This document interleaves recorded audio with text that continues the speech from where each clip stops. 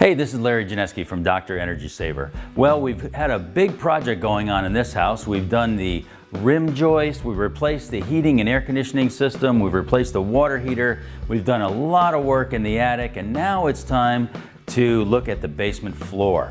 You know, the basement floor is a big area in a house, and there's about a 15-degree temperature difference between the floor and the inside of the house. Now, when we talk about heating load, we talk about the temperature difference multiplied times the surface area that we have exposed.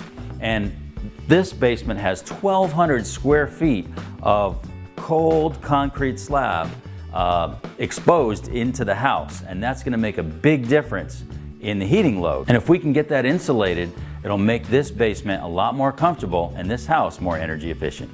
The thermal boundary at the bottom of a house is the basement floor. We have combustion appliances that give off heat from ducts and water heaters that give off heat from the tanks and pipes in the basement. And we don't want to try to establish a thermal boundary between the basement and the first floor by insulating the basement ceiling. What we want to do is insulate the basement floor. Let me explain as simply as I can why not using any wood on a basement floor is so important. Moisture moves from more to less, and the earth is 99% relative humidity. I mean, it's damp, and the concrete is porous, so moisture moves from higher concentration in the ground to less concentration in this basement, and it's moving through that porous concrete. Now, that may not be a problem when the concrete is exposed, because the evaporation rate off the surface of this slab is greater than the rate that the water vapor is moving through the slab. So as it comes through, it evaporates into our basement and we don't have much of a mold problem. But if we put flooring, wood flooring like this on the floor, then what happens is the evaporation rate is slowed by the wood decking, and the relative humidity in this space builds up to over 80 and 90%, and mold is going to have a party on this wood. I want to make a little analogy when it comes to how important are various surfaces to insulate in this basement. And when we talk about the heating load, we talk about the temperature difference and the surface area. How much surface area is colder than the interior temperature that we want it to be. So if we look at just pipes, for example, just to make a little analogy here, we have a cold water line and a hot water line from this tankless water heater, and the hot water line is about, at this moment, it's about 98 degrees. So it's hotter than the interior of the basement, and it should be insulated to keep that water hot. But as far as thermal transfer, it's just a small little pipe. If we look in the basement here, we have only a 15-degree temperature difference between the slab and the interior air temperature, what we would want it to be. So 15 degrees doesn't sound like much of a difference, but look at the amount of surface area. This is 1,200 square feet of floor area. And when we talk about that much floor area, we're going to have a significant amount of heat loss from this interior air that we paid to heat, that heat being lost into the slab and into the cool earth.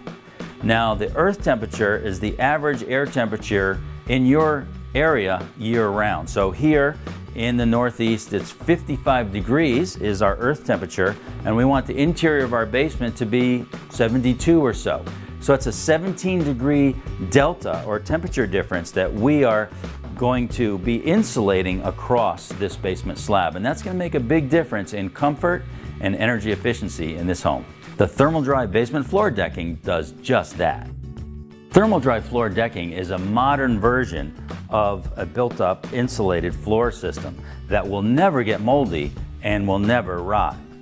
It is 1 inch of SilverGlo foam insulation. Now, SilverGlo is expanded polystyrene foam insulation with graphite infused into the foam to bump up the R value by 24% over standard expanded polystyrene insulation. And it has a magnesium oxide board on top, which is a mineral which will never get moldy or rot. There's no wood or any organic materials involved in the ThermalDry floor decking system. And it makes an insulated, dry base for any finished flooring. As you can see, it saves 1 inch of ceiling height over this old method. The bottom of the patent-pending ThermalDry decking panels feature a crosshatch pattern of grooves so that if there were a plumbing leak, the moisture could dry out to the perimeter eventually. The long side of the panels are tongue and grooved.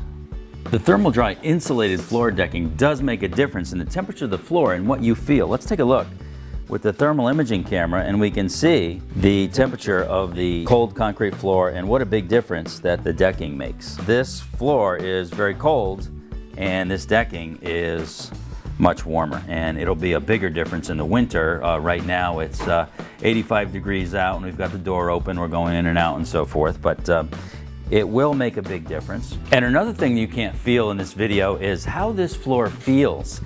Even though the magnesium oxide board on top is rigid, underneath there's this cushion of foam, and it definitely feels softer than the concrete floor does. The ThermalDry insulated floor decking ensures that the surface temperature of this floor is a lot closer to the indoor air temperature rather than the temperature of the concrete slab. And this finished floor will be protected from water vapor that diffuses up through the porous concrete slab from the soil. Any number of finished floor coverings can be installed over the ThermalDry insulated floor decking. Wall-to-wall carpet can be used, or a flooring like this one. This is a vinyl, beautiful wood grain look that we're going to be installing today. You can really appreciate the comfort and warmth that the ThermalDry floor decking provides for this finished flooring compared to if we were to lay this finished flooring right on the cold, damp concrete floor, for example. If you're having your basement finished, protect your finished floor from water vapor and make it a lot warmer with ThermalDry floor decking. And remember, no mold and no rot ever. Whether you'll be finishing your basement now or in the future, or installing the finished floor covering now or in the future, the ThermalDry floor decking will give you the dry, comfortable, healthy basement floor that you're looking for. By bringing up to 1,000 square feet of surface area in your home up to 17 degrees warmer can make a big difference in the comfort and energy efficiency of your home. A warm basement floor is a big part of a warm, comfortable basement. ThermalDry insulated floor decking is strong enough to put weights, a universal gym, or just about anything you want on top of. Well, that feels a whole lot different than being on top of a cold, hard, damp concrete floor. I think you're really gonna love this. If you have a basement that's cold, whether it's finished or unfinished, call Dr. Energy Saver. We can help you with the ThermalDry insulated flooring system and many other solutions.